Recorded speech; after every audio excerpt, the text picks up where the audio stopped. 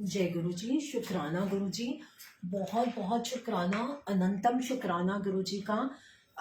गुरु जी ने सेवा बख्शी और जो गुरु जी का ग्रंथ है लाइट ऑफ डिविनिटी, जो फर्स्ट जो ग्रंथ लिखा गया या लिखवाया गया, उसकी सेवा बख्शी। बहुत बहुत शुक्राना सुरेश अंकल का, शुक्राना, अनंतम शुक्राना जिन्होंने इतनी अच्छी सेवा स्टार्ट करी। मल्टीलिंगुअल ग्रुप का शुक्राना जो इतना अच्छा प्लेटफॉर्म दिया। तो आज जो हम पेज पढ़ रही हूँ मैं, वो है 3 to 8, a finger that points to the moon. Imagine a towering mountain. Imagine a towering mountain and a blemishless mirror focused into one. Imagine, if you can, that this mountain was made of incandescent light.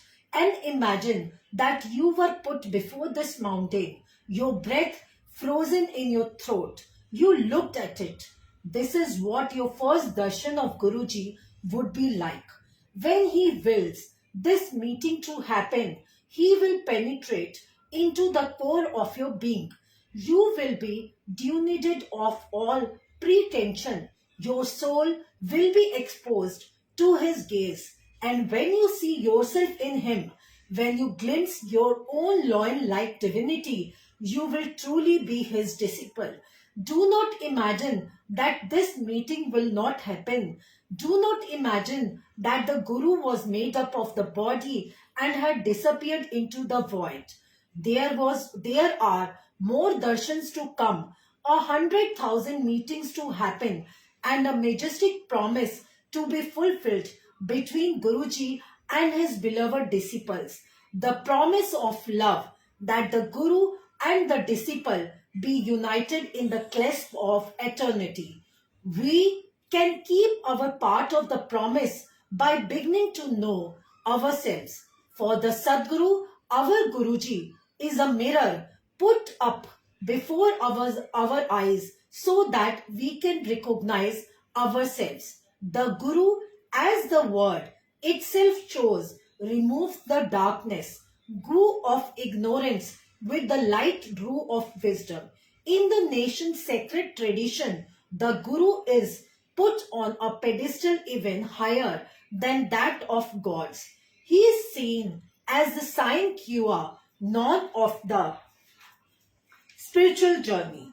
He is the guide without whom the tentative first-time climber and the stalwart spiritual mountaineer are both lost.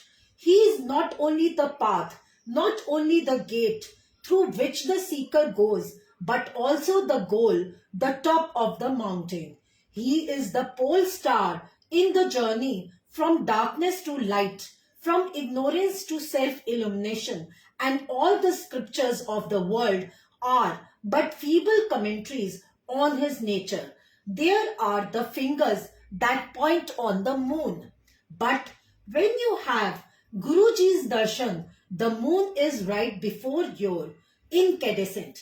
If you choose to avert your gaze not once but again and again, the light truth is too strong for you. The Guru's call is to divine in you. His word or shabad, his hukum or fiat is like the pebble that hits the lake. The entire lake shivers with the form of its energy, and know that this energy is contagious. It is inescapable. Jai Guruji, meeting the Guru or having his darshan is not like going for a social visit. It is like going to war, knowing you are going to lose. It is like watching a fire burn the house of your own ego down. It is preparation to meet the highest. For the Sadguru robs man of his defenses. You cannot win over a Sadguru with words, alas. You cannot put up an appearance before him. He knows the truth of your being. Accept that. Hide nothing. Don't play games with him. When you come to him, it is not who you are that matters. It is not how confounded you are, or how dark your deeds were, or what promises of saintliness you are now making. What matter is whether you have said yes. That yes is the first, most firm footsteps on the spiritual journey. That yes brings innumerable gifts. That yes claps you to the Guru's being with a force that even death cannot sunder. That yes bring the Guru's entire clemency, his grace to you, and that yes is perhaps the disciple's only task. The rest of the journey is a reaffirmation, footstep by footstep, of the first step. That yes is the miracle, the rest are the miraculous details. An Asian prayer invokes the Guru as Brahma, Vishnu and Shiva. Guru Brahma, Guru Vishnu, Guru Devo Maheshwara. Guru Sakshat Param Brahma, Tasme Shri Gurve Nama. The Holy Trinity of gods. For the Guru's being is limitless. He is not just the creator, the preserver, the Maheshwara or God, absolute Prabhram. He is all creation himself. He is the thousand-eyed, thousand-limbed, thousand-mouthed God. He is the seed, the spore, the sap, and the tree of life. No one knows him. The wise are silent about his nature, but before the mirror of the Guru, the disciple sees and knows. That seeing is the true darshan. All the rest are preliminaries that help lead him there. That knowing is truly touching the Guru's feet, for in that moment of illumination, the Guru is revealed. Jai Guruji, with footsteps of Shraddha, the disciple's journey toward the Guru is very strange. The disciple is blind. He is ignorant and cannot see the path. He cannot move ahead on his own. It is the Guru who leads him on. Thus, the Guru is not only the goal of the disciple, he is also the guide, the one to whom we are attached with the rope of faith on our mountain climb. Trust, thus is the first prerequisite. If you cannot trust the Guru, you cannot be led. Hence, even though the Guru is the fountainhead of spirituality, it has been advocated that the would-be disciple check out the Guru before wholeheartedly accepting him. The Buddha advised as much. Just as gold is examined through burning, cutting and rubbing, so you should thoroughly test my teachings and accept them, but never out of reverence for me. Swami Vivekananda had such an attitude at first towards Sri Ramakrishna Paramhansa. Once the young disciple wanted to test his master's statement that he was unaffected by money. So he put a coin below Ramakrishna's pillow. The Guru could not sleep that night. Vivekananda's test had merely proven the spiritual armor of his Guru, rid of doubt. The disciple can then humbly approach the Guru. His relationship with his spiritual guide rests on a firm footing. He can entrust himself to his Guru in life as in death. Only after the strong foundation of trust or Shraddha has been laid is the spiritual superstructure built. Man has to realize anew that he is a spiritual being made in his image. The Guru prods the disciple to realize his divinity. A small story narrates how. Jai Guruji, a cub has been separated from his tribe of loins. He began to live with sheep. In time, his behavior became exactly like theirs. He no longer roared. He bleated. A tiger saw him one day and was overcome by surprise. He caught hold of the still young cub and gave him a hard shake. "What is the matter with you?" the tiger roared. "Why do you behave like a sheep?" The terrified cub insisted that the tiger was mistaken. He was just a sheep. The tiger took the cub to a lake. The clear water reflected the cub's face. Immediately he realized his true nature. The Guru's none too easy task is somewhat similar. He demolishes the apparatus on which our mistaken identity rests.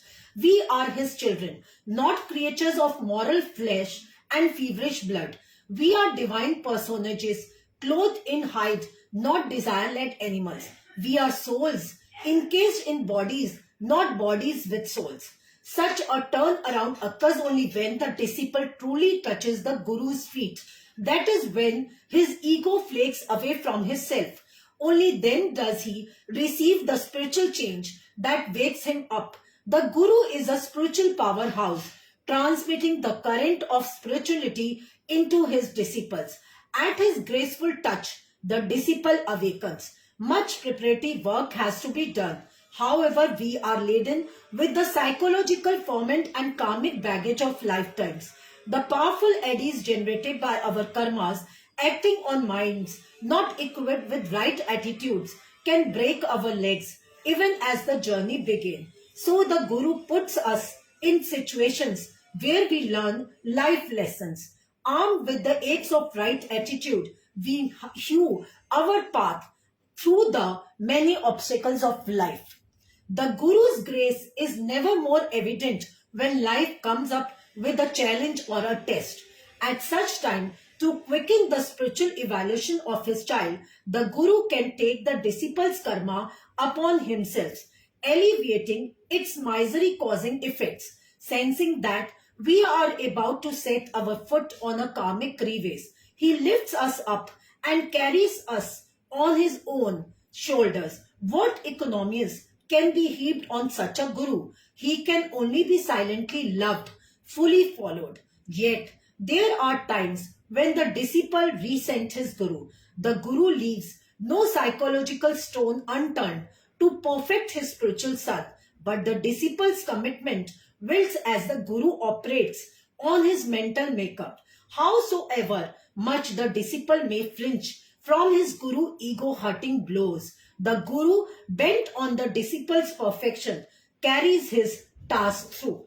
At such weak moments, the disciple can't summon the well required to thwart his habits, but he need only realize that the Guru is taking pains on his behalf. The Guru's sole interest, unlike the self-interest concealed in every human relationship, is the disciple. His only interest is to take the disciple Godward. Whether he moves mountain of karmas out of the disciple's way to do this, whether he heals him of disease or of mental plague, that is his wish. These are only means to the end of leading the disciples to God.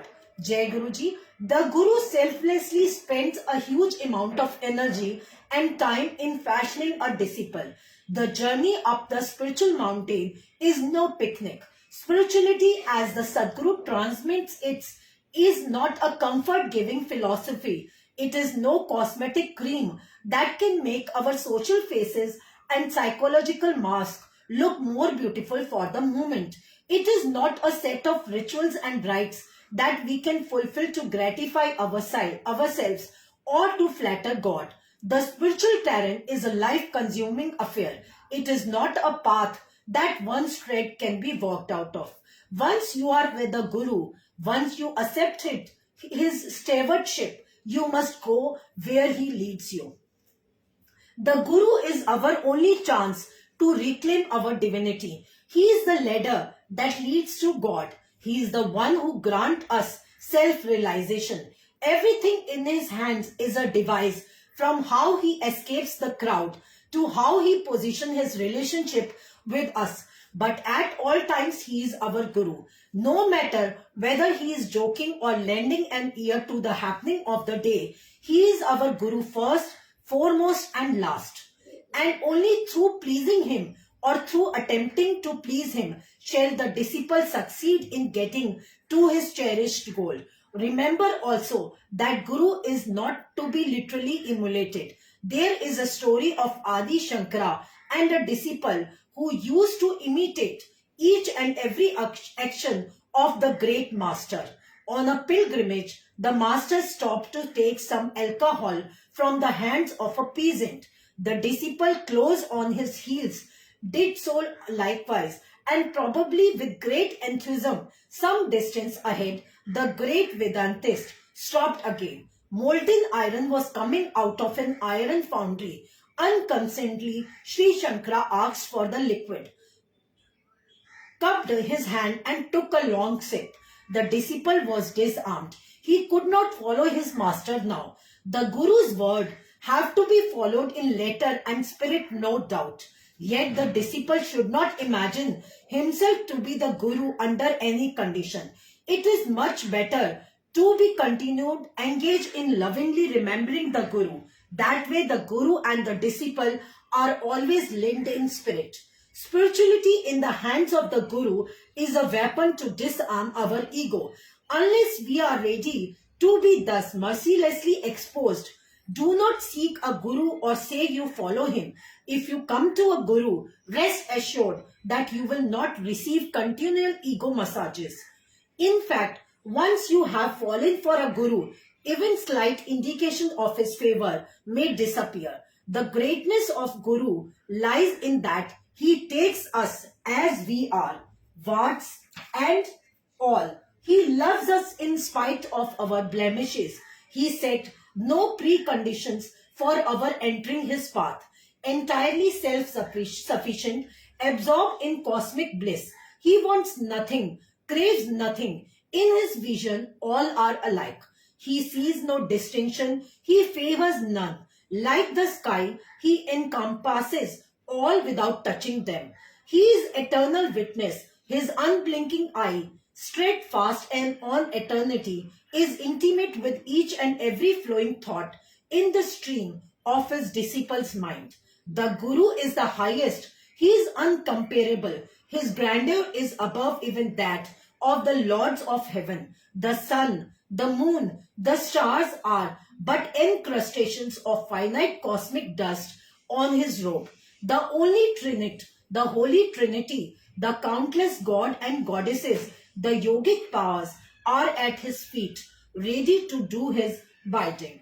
The Guru is God. The Guru is Shiva himself. In the Shiv Puran, Lord Shiva denies Lord Brahma's plea to create beings bound by mortality. He instead vows to descend on earth to remove such beings from the incessant round of births and death. He came as Guruji in dust of his feet. Ah, what bliss! Jai Guruji, may Guruji have mercy on you and I. May the rain of his mercy fall on our foolish heads. May we, through the very charge of his being, be laid at his feet. Jai Guruji, शुक्राना गुरुजी, बहुत बहुत शुक्राना. जय गुरुजी, शुक्राना गुरुजी.